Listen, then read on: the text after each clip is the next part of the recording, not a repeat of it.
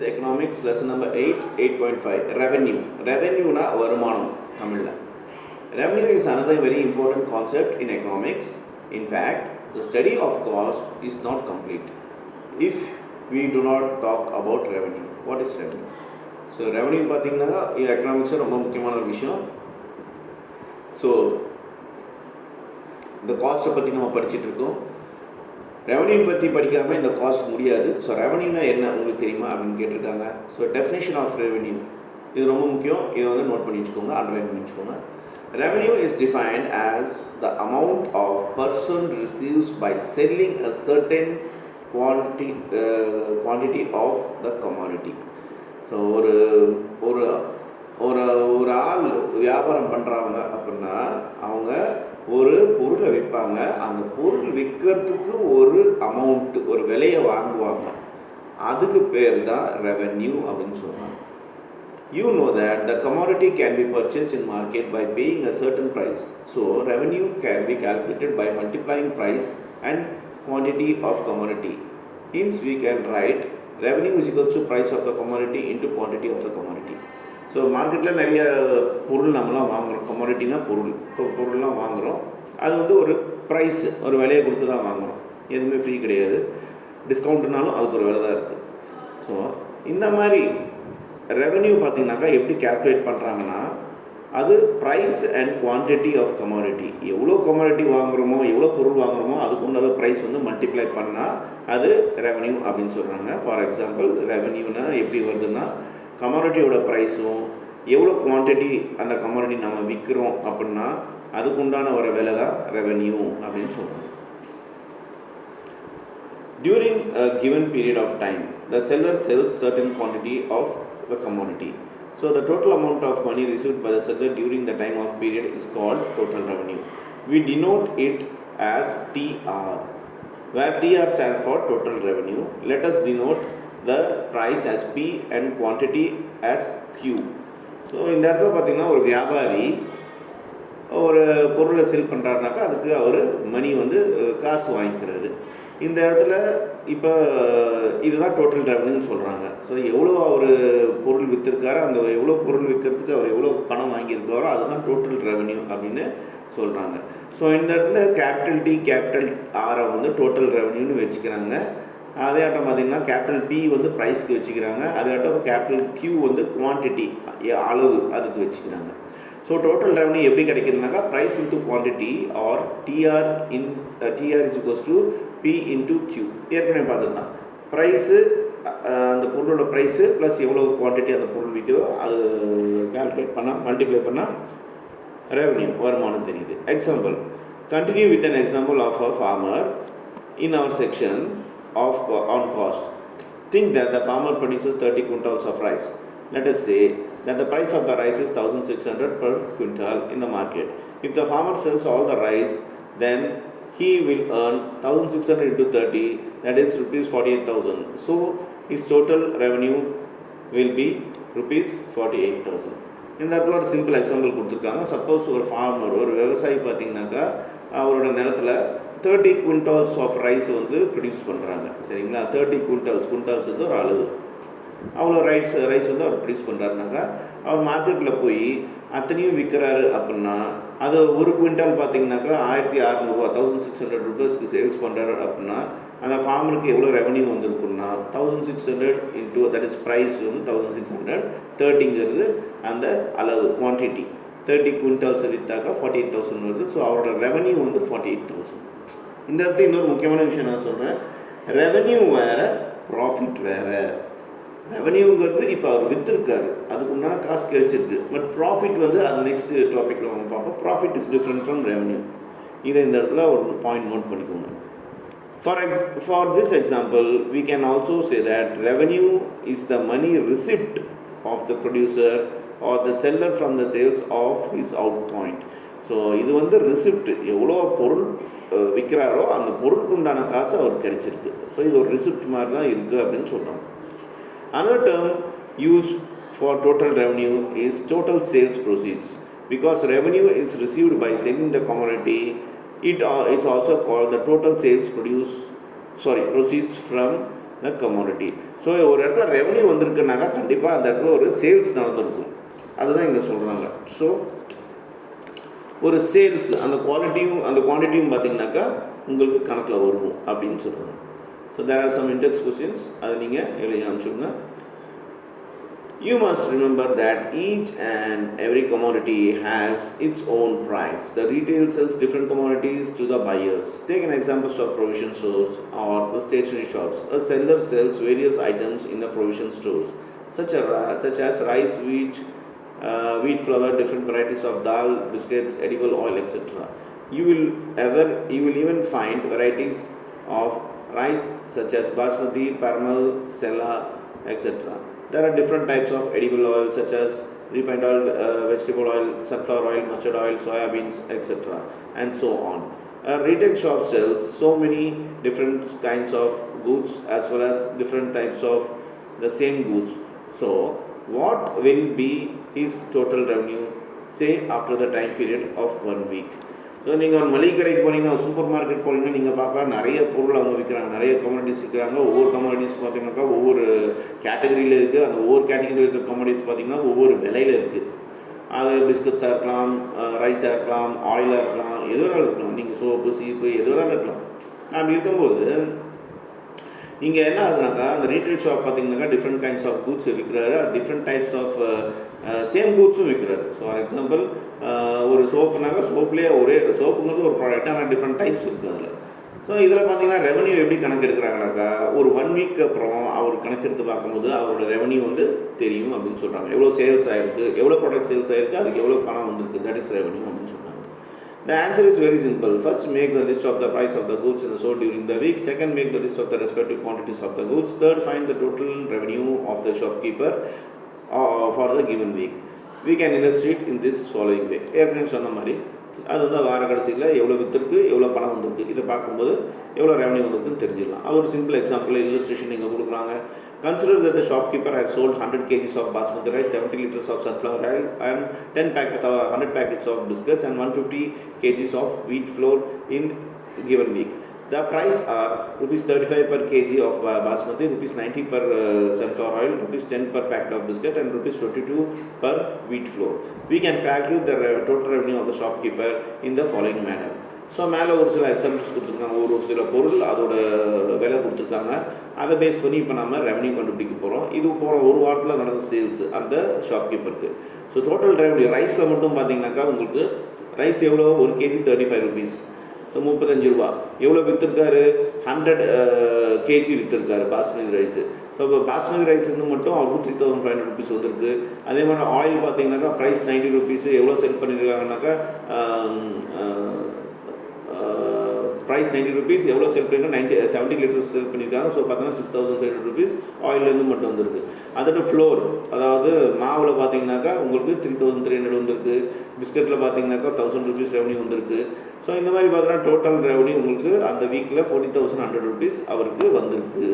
So the shopkeeper total revenue from all goods during the given week is rupees 14,100. So அந்த வாரத்தில் பார்த்தீங்கன்னா அவருக்கு 16,100 ரூபா ரெவன்யூ வந்திருக்கு. இது ப்ராஃபிட் கிடையாது, ரெவன்யூ வந்திருக்கு, விற்றதுக்கு காசு வந்திருக்கு. இதுதான் சொல்கிறாங்க. 8.6 average and marginal revenue. So இந்த ஆவரேஜ் அண்ட் மார்ஜினல் ரெவன்யூ இது அப்படின்னா என்னன்னு ஃபஸ்ட் பார்ப்போம். Average revenue, that is AR தான் ஆவரேஜ் ரெவன்யூன்னு சொல்லுவாங்க. Average revenue is denoted as AR. It is calculated from the total revenue. The formula for average revenue is given as.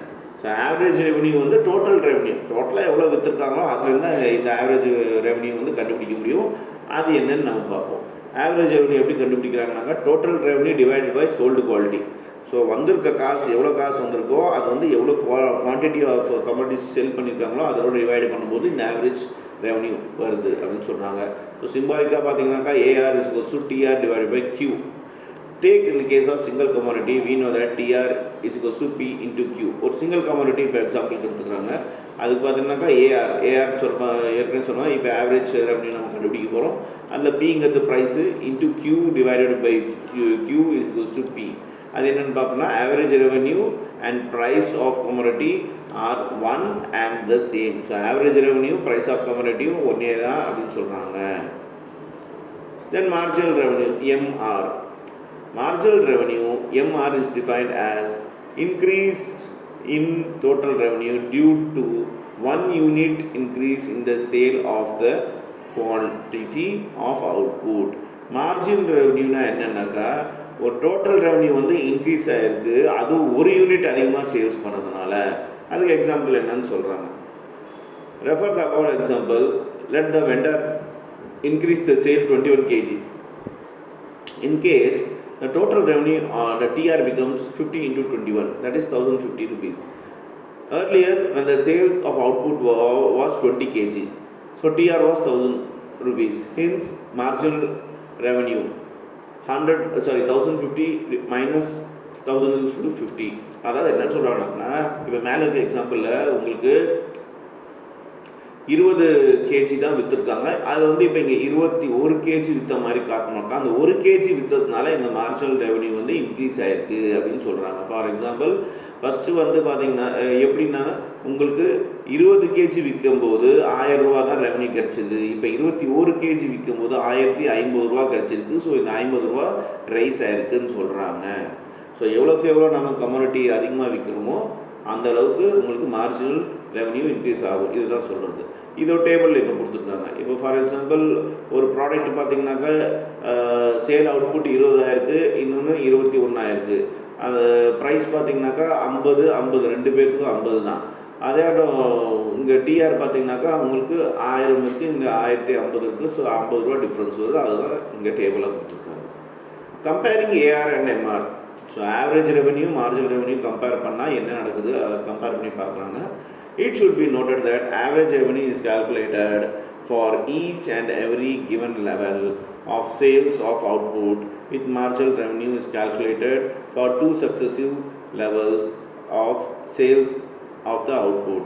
This is same as average cost and marginal cost told earlier. So இந்த average and marginal cost பார்த்திங்கனாக்கா உங்களுக்கு இந்த average cost வந்து எப்படி calculate பண்ணுறாங்கனாக்கா ஒவ்வொரு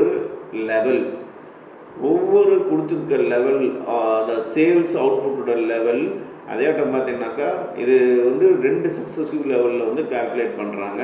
அது sales of output.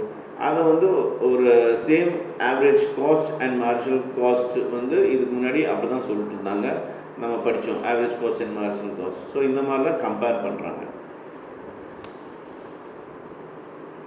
One important observation. In the example, we can see that if the seller is able to sell successive quantities of output at the given or same price, then AR and MR are equal. This further implies that if the price of commodity in the market will change for different quantities, then AR and MR will be different from each other. So என்ன ஒரு எக்ஸாம்பிளுக்கு சொல்கிறாங்கனாக்கா, ஒரு முக்கியமான விஷயம் நீங்கள் observe பண்ணணும். For example இப்போ ஒரு செல்லர் வந்து ஒரு குவான்டிட்டியை வந்து சக்ஸஸாக வந்து செல் பண்ணிட்டே இருக்காரு, நிறைய செல் பண்ணிட்டுருக்காரு. அது சேம் ப்ரைஸ்க்கு அப்புறம்னாக்கா அந்த ஏஆரும் எம்ஆரும் பார்த்திங்கனாக்கா ஈக்குவலாக இருக்கும். ஆனால் ஃபார் எக்ஸாம்பிள் மார்க்கெட்டில் உங்களுக்கு விலை ஏறுது இறங்குது அப்படின்னாக்கா இந்த ஏஆர் எம்ஆர் பார்த்திங்கனாக்கா டிஃப்ரெண்ட் ஆகும் அப்படின்னு சொல்கிறாங்க. அதுக்கு ஒரு எக்ஸாம்பிள் சொல்லியிருக்காங்க. ப்ரைஸ் ஆஃப் 1 kg கோவானா கொய்யாப்பழம் உங்களுக்கு தெரியும். ஸோ கோவாவோட ஃபஸ்ட்டு 1 கிலோ ப்ரைஸ் வந்து 50 rupeesன்னு எக்ஸாம்பிளுக்கு வச்சுட்டா, the vendor sold 20 kgs of guava in 2 days. What is is average value? So 2 நாளில் பார்த்தீங்கன்னா 20 கிலோ ஆஃப் கொய்யாப்பழம் விற்றுருக்காரு. அப்படின்னா அவரோட ஆவரேஜ் ரெவன்யூ எவ்வளோ அப்படின்னு பார்க்கும்போது 50 into 20, 1000 rupees when quantity is 20. So 1000 ரூபா, ஏன்னா குவான்டிட்டி வந்து 20 kgs விற்றுருக்காரு. அப்போ ஆவரேஜ் ரெவன்யூ நம்ம கண்டுபிடிக்கனாக்கா 1000 divided by 20, அதாவது 50 rupees. அது பர் கேஜின்னு நமக்கு தெரியுது. See the price per kg rupees 50. So AR is 50. So ப்ரைஸோட 1 kg வந்து 50, அதனால AR ஆவரேஜ் ரெவன்யூ 50. இதுதான் இந்த மாதிரி கண்டுபிடிக்குது. இப்போ அடுத்தது பார்த்திங்கன்னா, to continue from the above example, if the vendor could sell 21 kgs of guava at the same price, then what will be the marginal revenue? So இப்போ ஃபஸ்ட்டு எக்ஸாம்பிளில் 20 kg விற்றுருக்காரு. இப்போ second எக்ஸாம்பிளில் அதே விலைக்கு 21 kg விற்றுருந்தாருனாக்கா இங்கே ஆவரேஜ் வேல்யூ மார்ஜினல் ரெவன்யூ என்னவாக இருக்கும் அப்படின்னு பார்த்தோம்னா, நான் டிஆர் டோட்டல் ரெவன்யூ 50 into 21 வந்து கேஜி. மொத்தம் 1050 ரூபா அவருக்கு வந்து ரெவன்யூ வந்திருக்கும். இதே ஆரம்பத்தில் இதுக்கு முன்னாடி இந்த எக்ஸாம்பிள் 1000 ரூபா வந்திருக்கு, ஏன்னா 20 கேஜி தான் விற்றுருந்தாரு. ஸோ இந்த இடத்துல மார்ஜினல் ரெவன்யூ என்ன இருக்குனாக்கா 1050 மைனஸ் 1000 இஸ் 50 ரூபா. ஸோ 50 ரூபா வந்து எக்ஸ்ட்ரா வந்திருக்கு, அதுதான் average marginal. Example, the shopkeeper sells 10 kgs of rice at 30 rupees per kg and 11 kg of rice at 29 rupees per kg. What is the marginal revenue? இது ஒரு super example. இப்போ பார்த்தீங்கன்னாக்கா ஒரு ஷாப்கீப்பரு 10 கேஜி ஆஃப் ரைஸ் அரிசி வந்து 30 ரூபாய்க்கு விற்கிறாரு. அதே 11 KG, இங்கே 1 கேஜி எக்ஸ்ட்ரா இருக்குது, அது வந்து 29 ருபீஸ், அதாவது 1 ரூபா கம்மியாக விற்கிறாருனாக்கா இங்கே மார்ஜினல் வேல்யூ என்னவா இருக்கும் அப்படின்னு கேட்குறாங்க. In first case 10 into 30 is equals to 300. In second case 11 into 29 is equals to 319. So marginal is 319 minus 300, that is 19. நாம நினைப்போம் ரெண்டு சேமாக தான் இருக்குது அப்படின்ட்டு. பட் இந்த இடத்துல பார்த்தீங்கன்னாக்கா 19 ருபீஸ் எக்ஸ்ட்ராவாக ரெவன்யூ வந்திருக்கு அந்த ஷாப்கீப்பருக்கு. ஸோ இதுதான் பார்த்தீங்கன்னாக்கா இந்த மாதிரி தான் ஆவரேஜ் மார்ஜின் எல்லாமே கண்டுபிடிக்கணும். Then 8.7 use of revenue and cost. Both revenue and cost are important concept in economics. So economics பார்த்தோன்னா revenue, that is கிடைக்கிற காசும் சரி, காஸ்ட் அந்த ப்ராடக்ட் உண்டான காஸ்ட்டும் சரி ரொம்ப இம்பார்ட்டண்ட் அப்படின்னு சொல்கிறாங்க. while cost is the expenditure incurred to produce the goods and services during the production process, revenue is the money received by the producers by selling the goods and services. காஸ்ட்னா என்னென்னா ஒரு பொருள் தயாரிக்கிறதுக்கு உண்டான எல்லா செலவும் சேர்த்துனா தான் காஸ்ட்டு. ஸோ அதுவும் ரொம்ப இம்பார்ட்டண்ட்டு. ரெவன்யூனாக்கா அது செல்லர் வந்து விற்கும் போது அவன் கையில் என்ன காசு கிடைக்குதோ அதுதான் ரெவன்யூ. இது ரெண்டுமே ரொம்ப முக்கியம் எக்கனாமிக்ஸ்னு சொல்கிறாங்க. So cost symbolise the sacrifice made by the producers and revenue symbolise the gain for the producers. So காஸ்ட்னா என்னென்னாக்கா அந்த ப்ரொடியூசர் அந்த அந்த ப்ராடக்டை ப்ரொடியூஸ் பண்ணுறதுக்காக என்னென்ன தியாகம் பண்ணியிருக்கான், எவ்வளோ செலவு பண்ணியிருக்கானோ, அவன் சொந்த காசு போட்டு ரிஸ்க் எடுத்து அதெல்லாமே தான் காஸ்ட்டுன்னு சொல்லுவாங்க.